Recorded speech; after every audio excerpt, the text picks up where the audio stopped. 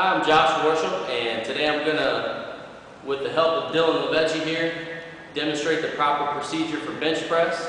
The first thing that I want to talk about is we have these power racks here at Woodland, and you have to make sure you have everything set up properly. Back here are the hooks that the bar goes on, and we've already set those at the proper height according to the bench presser's arm length. We have our bar on top. The benches here can roll in and out, and we've set that up properly. And we have safety bars that we've set down on the second level so that they don't interfere with the bar as it comes down.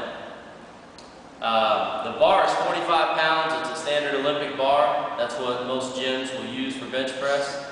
And we have a little different bench here. It rolls in and out, so you have to make sure that you have it set equally from each side of the power rack, which we've already done. After you have the bench adjusted, the next thing you need to do is make sure that you have a spotter. And I'm going to act as the spotter for Dylan today. The next thing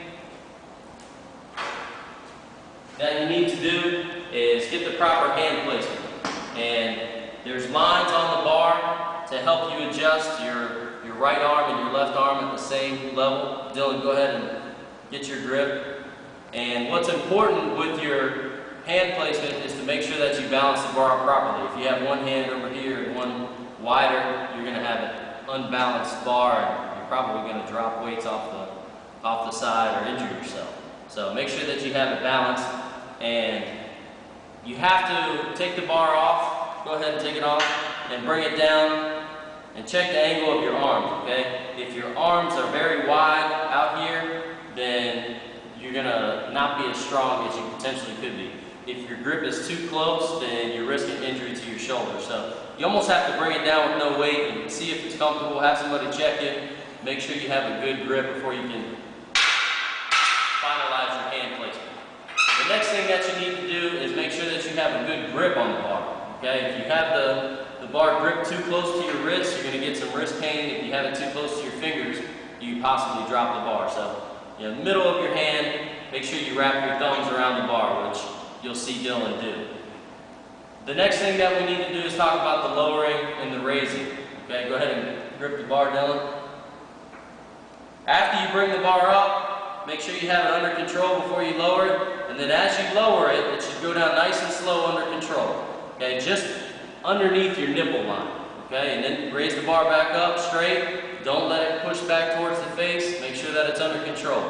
Go ahead and lower it again. If you'd like to come up a little faster and more explosively, that's good for building muscle. If you want to just go nice and slow both directions, that's fine. You just don't want to be out of control on the way down or the way up. Also, too, notice that Dylan's feet are flat on the floor. His glutes are staying down on the bench.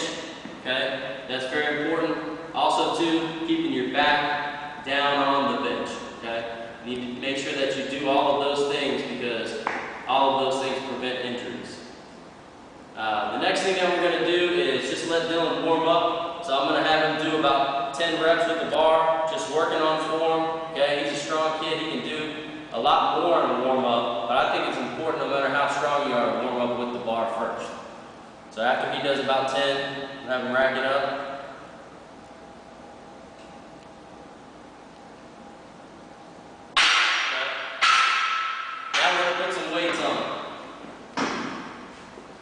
Put on 135 now. And we'll put a 45 on the side. Put the collars on. Very important to keep the weight secure on the side.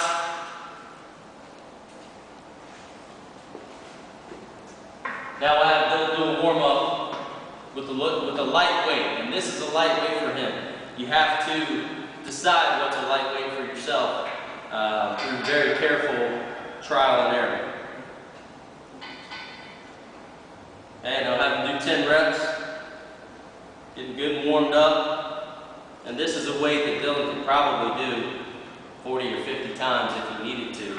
So it is a light weight for him. Alright, none of the technique changed from only the bar to having the 135 on. Okay? Still concentrated the same way. kept his feet on the floor, his glutes on the bench, laying flat, okay, good grip. Now we're going to add on a heavy weight and just talk about the importance of keeping your technique with a weight that's heavy. Okay? What weight would you like to do for 6, gentlemen? You can do 225. 225, okay.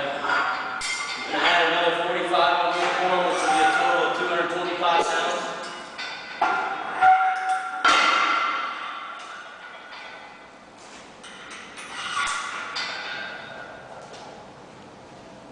And one of the things here is important that you have a relatively strong spotter.